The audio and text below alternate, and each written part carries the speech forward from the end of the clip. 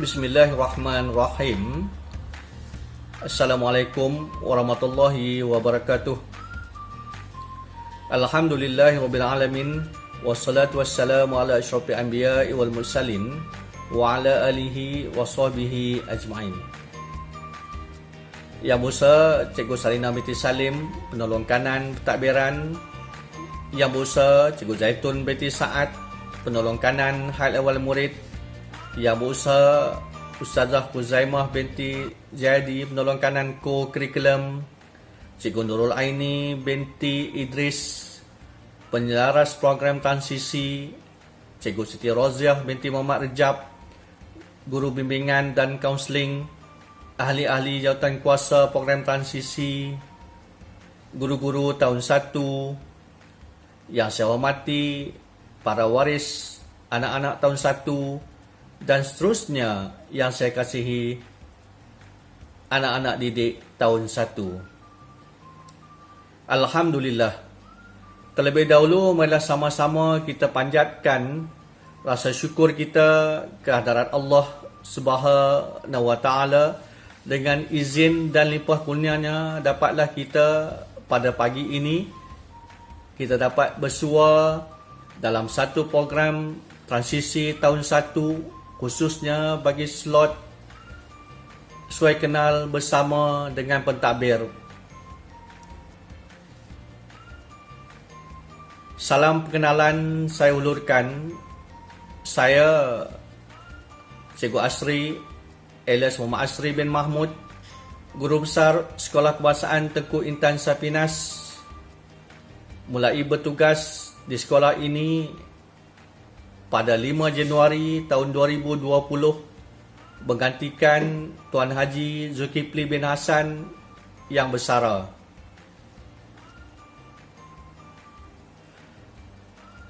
Apa kabar anak-anak tahun 1? Harapan dan doa cikgu agar anak-anak dan keluarga sentiasa sihat dan dalam perlindungan Allah Subhanahu wa taala dan dijauhi daripada musibah yang melanda kita, iaitu pandemik COVID-19. Sama-sama kita berusaha mengekang penularan COVID-19 ini dengan sentiasa patuh pada Standard Operation Procedure SOP Kementerian Kesihatan Malaysia, iaitu memakai pelitup muka dan hidung di tempat awam, memudayakan penjarakan fizikal sekurang-kurangnya 1 meter, sentiasa mencuci tangan dengan sabun ataupun menggunakan hand sanitizer, mengelakkan tempat sempit, sesak dan sembang dekat. Terlebih dahulu, saya merakamkan ucapan tahniah kepada ahli jawatankuasa program transisi tahun 1 kerana merancang pelaksanaan program yang mempunyai 3 fasa ini selama 43 hari ianya akan berjalan. Mengikut modul-modul yang telah disediakan, walaupun mempunyai kekangan masa kerana program bersemuka terpaksa digantikan dengan kaedah pengajaran dan pembelajaran di rumah.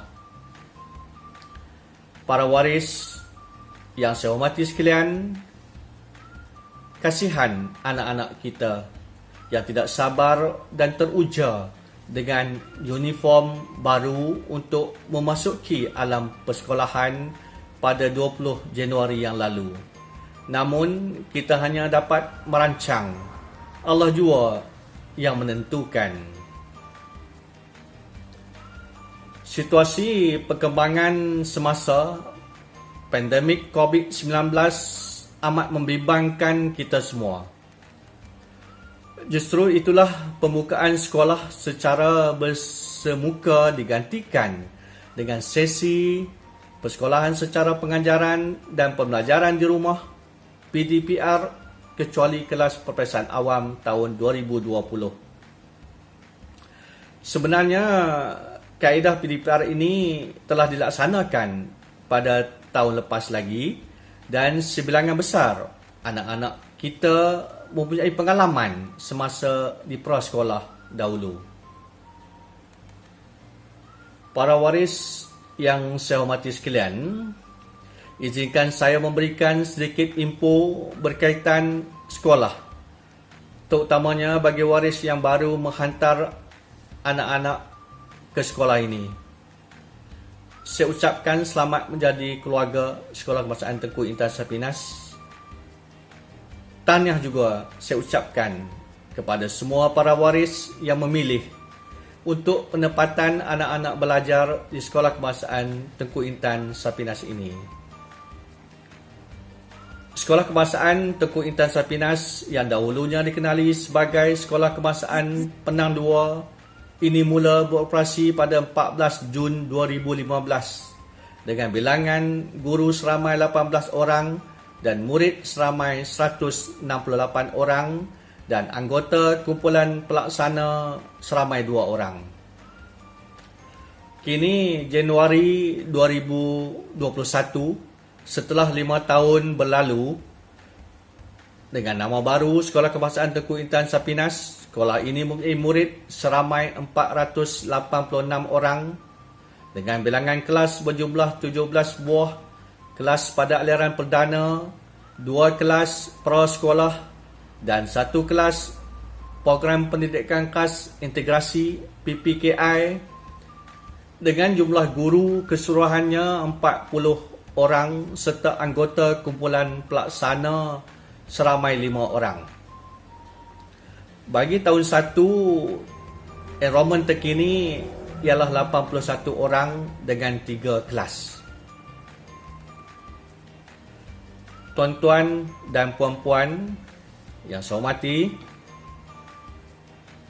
sedikit makluman, Sekolah Kebangsaan Tengku Intan Sapinas ini telah dipilih sebagai sekolah TS25, iaitu Program Transformasi Sekolah 2025 bagi kohort 5. Sekolah TS25 merupakan sebahagian daripada usaha Kementerian Pendidikan Malaysia ke arah meningkatkan kemenjadian murid dan sekolah yang berkualiti tinggi agar selaras dengan keperluan semasa pendidikan di negara kita.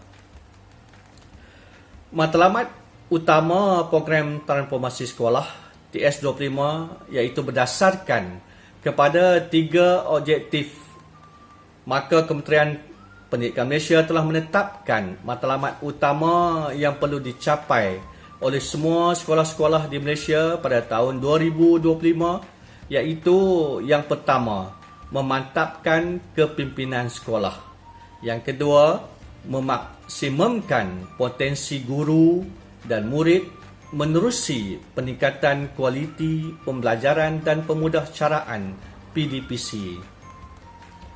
Yang ketiga, mengukuhkan pelibatan ibu bapa, komuniti dan pihak berkepentingan demi kejayaan murid. Alhamdulillah, dari segi elemen yang ketiga ini, iaitu pelibatan ibu bapa dan komuniti, PIBG kita cukup membantu sekolah dari segenap segi. Seterusnya, sebagai memantapkan lagi pelibatan ibu bapa dan komuniti PIBK, saya menyeru para waris yang mempunyai kepakaran dan kemahiran serta sumbangan dana dalam menjayakan program-program sekolah. Salah satunya program besar yang akan dilancarkan pada tahun ini ialah Pelan Strategik Pembesarian Sekolah mulai 2021 hingga 2024, iaitu sasarannya semua kelas akan mempunyai akses kepada capaian internet dan LCD projector atau Smart TV. Dengan kerjasama PIBG, kita akan berusaha mengumpul dana untuk program ini. Ianya nanti akan membolehkan suasana pembelajaran seiring perkembangan teknologi kini. Tuan-tuan dan puan-puan, di sini ingin saya maklumkan bahawa tiada pengasingan kelas dijalankan, iaitu murid-murid ditempatkan dalam satu-satu kelas dengan aras kecerdasan dan murid-murid tidak tempatkan. Tuan-tuan dan puan-puan, di sini juga ingin saya maklumkan bahawa tiada pengasingan kelas dijalankan, iaitu sama ada kelas Ibnu Sina, Ibnu Khaldun dan Ibnu Rushd adalah setara, iaitu sama sahaja, iaitu di mana murid-murid tempatkan dalam satu kelas dengan aras kecerdasan dan kecenderungan yang berbeza. Guru-guru akan menjalankan pengajaran secara berbeza mengikut keupayaan dan kecenderungan murid. Tuan-tuan dan puan-puan, anak adalah amanah Allah. Marilah sama-sama kita memberikan sedikit masa berkualiti untuk membimbing, menunjuk ajar, pemantapan kerohanian, membantu pembelajaran di rumah, terutama dari segi memantau kerja rumah ataupun latihan yang diberikan oleh guru. InsyaAllah, usaha murni kita semua akan beroleh keberkatan dan kejayaan untuk anak-anak generasi pewaris negara kita. Tahniah dan terima kasih saya ucapkan kepada para waris.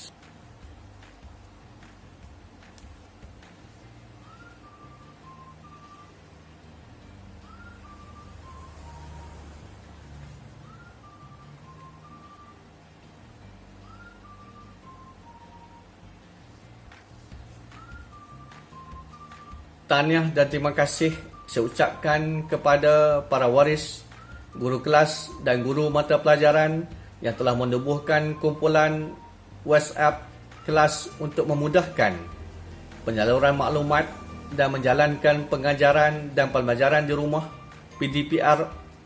Gunakanlah medium ini dengan sebaik mungkin dan berhemah.